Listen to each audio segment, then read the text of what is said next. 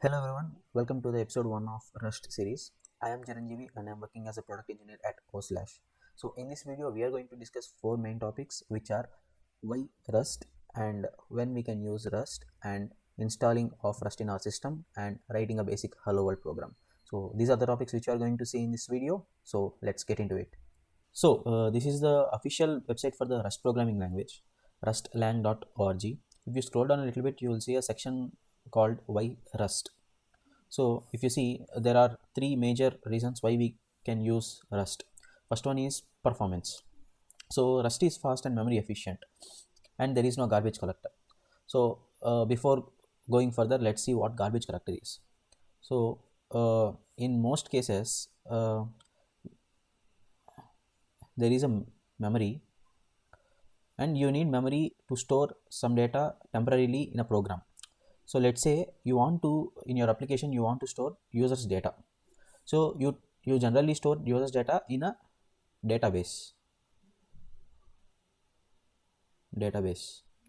But to even push it to database, you need to temporarily store it in your program in some variables or objects. So let's say you have a variable called name, which will take the user's name and store it temporarily and push it into the database.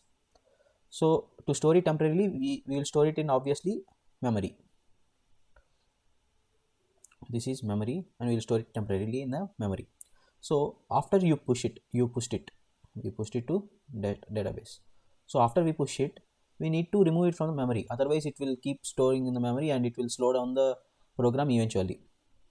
So we need to remove it. So in some programming language we have to do it manually, like in C++ we have to do it manually, but in some programming language like Java there is something called garbage collector. So since the name which we already used, which we already pushed into the database, we don't need it anymore because we already did what we want to do.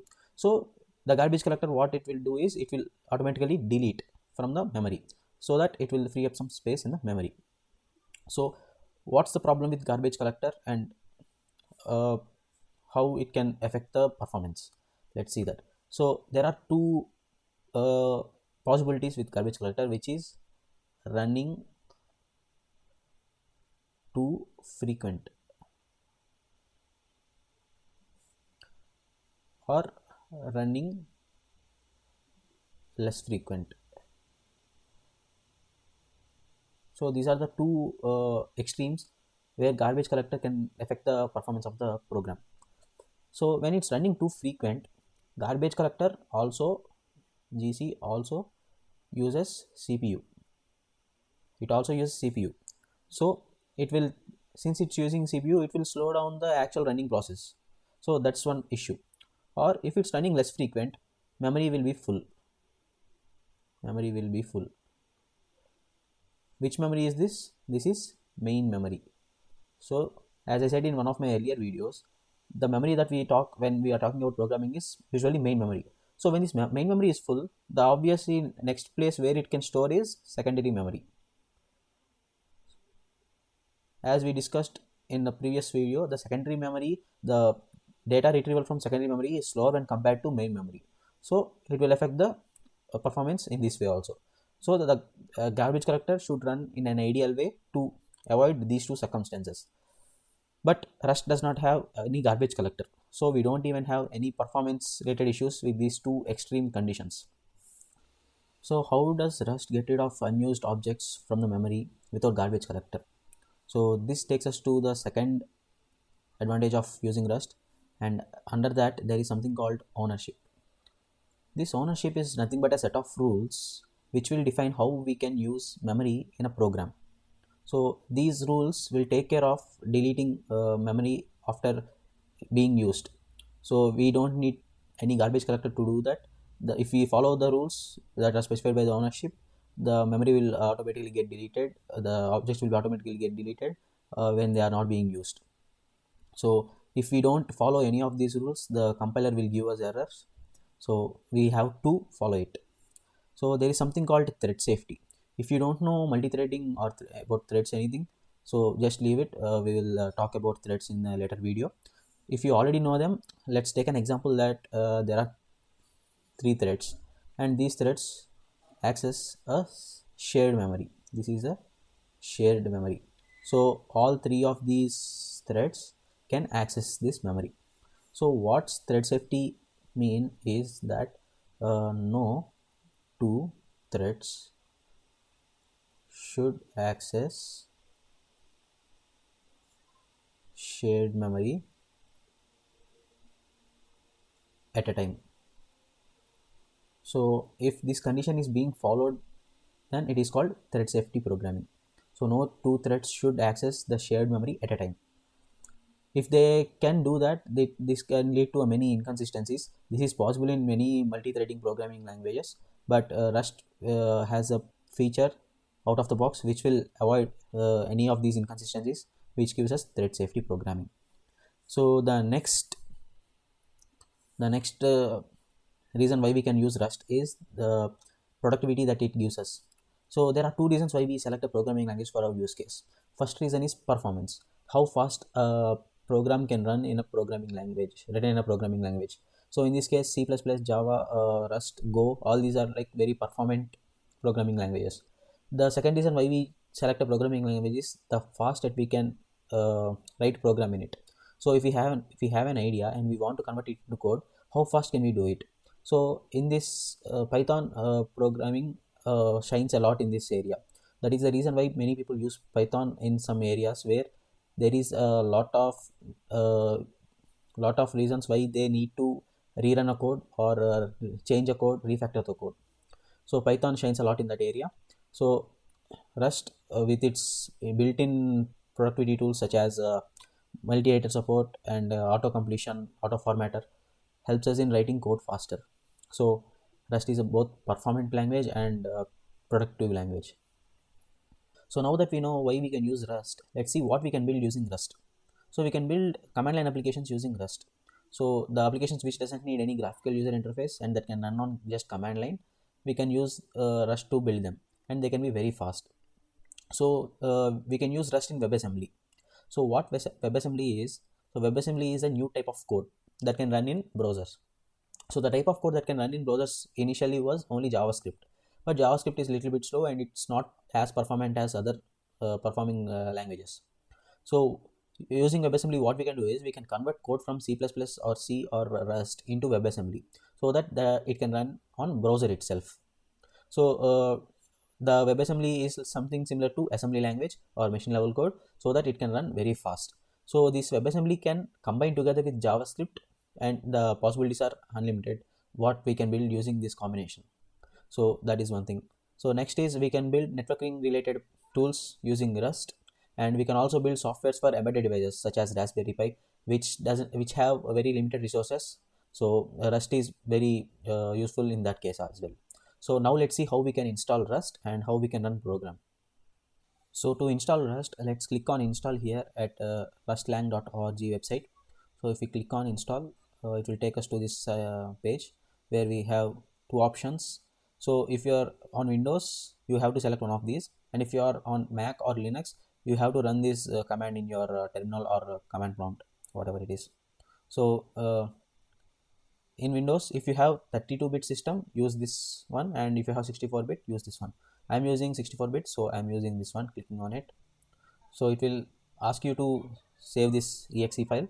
So save it wherever you want. After this file is downloaded, open this. So when you open the downloaded exe file, it will show something like this. So what you have to do is you have to click enter here. So after clicking enter, it will show it's installed successfully, and you have to click enter again, and it will close this window. So that means that your installation is done. So now we have to check if the installation is happened properly or not. So for that, what we have to do is we have to open the terminal or command prompt. I am using git bash in Windows, so I like git bash because it allows me to use the Linux commands, not Windows commands. So that's why I use git bash. If you want to install git bash, you can go to Google and type git bash, and you can download it from here. If you already have git installed in your system, then git bash will be there. You just have to launch it. So you can install it from here. So I already have git bash, so I opened it. So if I have to verify the installation that happened, what we installed here is rustup. So what I'm doing is rustup version. So this is showing 1.2 1.25.1. So that means the installation is happened properly. So what is this rustup? This rustup is nothing but a tool chain manager. So let's say if you want to change the versions of your compiler or any other tools that are installed, you can use this rustup. So the rustup helps us in this way. So if you are someone familiar with JavaScript environment, rustup is similar to NVM, node version manager. So that is what rustup is. So this rustup has installed two things, which is rustc, which means rust compiler. So let's see what's the version of rustc. So it's showing 1.66.1, which means the rust compiler is also installed. So this is the thing which will compile our code into binary. So the other thing which rustup also installs is cargo. Let's see what version of cargo have we installed. It's also 1.66.1. So this cargo is something that deals with the packages. So we don't need to go much deep into packages right now, but let's say package is something a software that is already out there in the market and we have to use it in our project. We can install them in our project using this cargo. So cargo is a package manager. If you are familiar with JavaScript environment, then this is something that similar to npm, node package manager.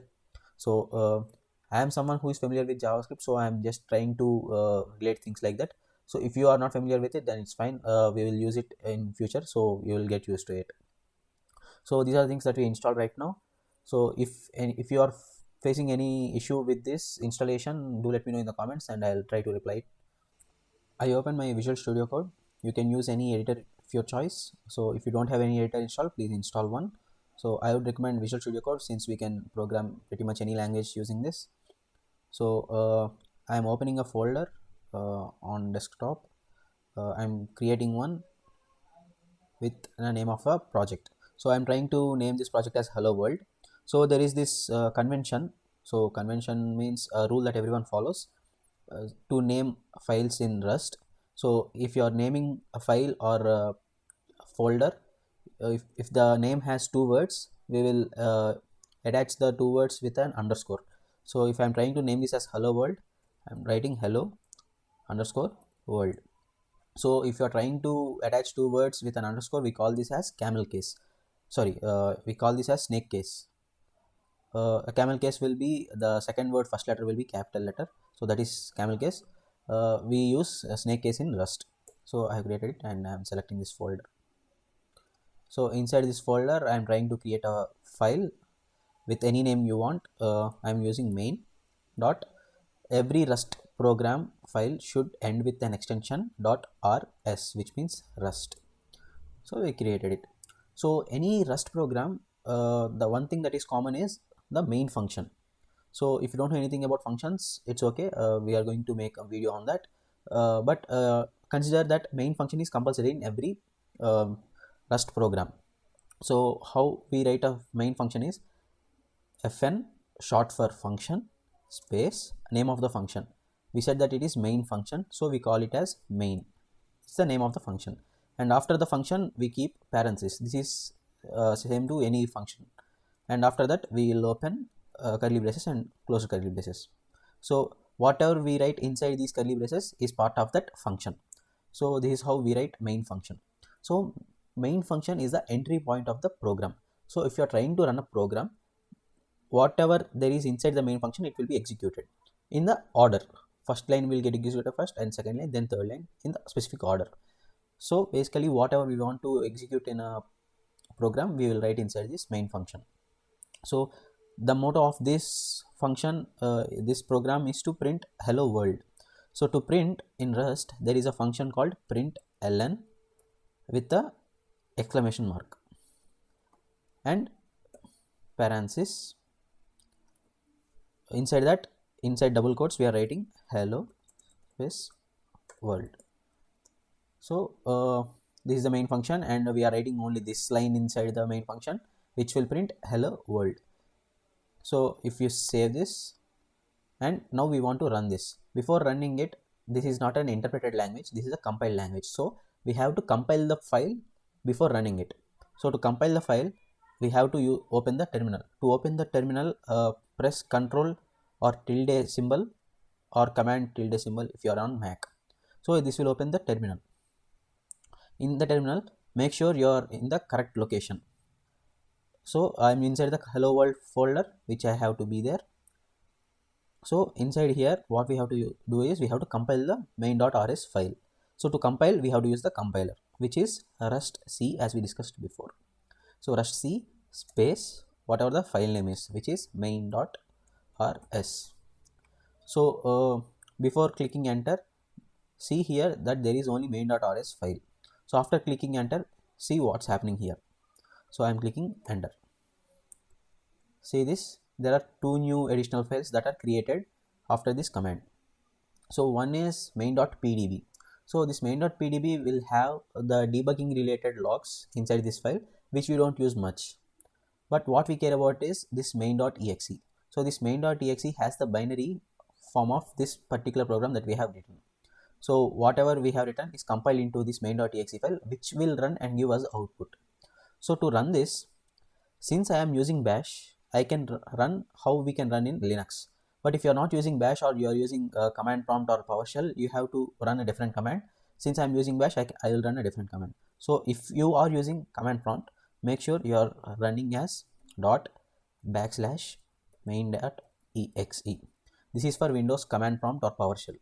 So if you are on Mac or Linux, or if you are using bash in Windows, then what you have to do is /main.exe. So / and / is the only difference. Make sure you are, if you are getting error, check with the other slash. So now click enter to see the output, which is hello world. So let me just give a summary what we have done. We have created a project. So while creating a file name or project name, the convention we use in Rust is a snake case. So underscore between two words. So inside that project, we have created a file called main.rs. The name can be anything, but the extension should be .rs for Rust. So inside the Rust, for any Rust program, the one thing that is common is main function. So how we write function is fn, which is a keyword. For every function, this is common, and space the name of the function. Since this is main function, we have given the name main, and after that we have given parenthesis, which is common for any function, and curly braces. Whatever we want to perform in the main function, we will write inside these curly braces. So what we want to do in this program is to print hello world. So we are using this println function with an exclamatory at the end. This is something new in the Rust, which is not there in other programming languages that I know. So inside that, we have given whatever string we want to see. We wanted to see hello world, so we have given hello world. Now we want to compile this using Rust compiler, so we have used rust c space the name of the file. Before running this, make sure you are in the correct folder. You are in the folder where you have created the main.rs file. If you are not, make sure you change to that directory. After running this, there will be two files that are created, which is main.pdb and main.exe. Main.pdb is something not very important for us because it has the debugging related logs, and main.exe is the actual binary format of the program that we have written. So now we want to run this main.exe file. So if you are on Windows and not using bash, make sure you are using /main.exe. If you are on Mac, Linux, or using bash in Windows, use /main.exe and click enter, and it will produce the output. So if you want to use something else, Rust is awesome, you can do that as well. Just save it. Now you have to compile it first. So rust c main.rs. So it will update this main.exe file, which we don't see because that's already there. So now what we have to do is /main.exe. So we see Rust is awesome. That's it for this video. Make sure you subscribe for the future episodes of Rust series. Please like the video if you find it useful and share it with your friends. Thank you and signing off.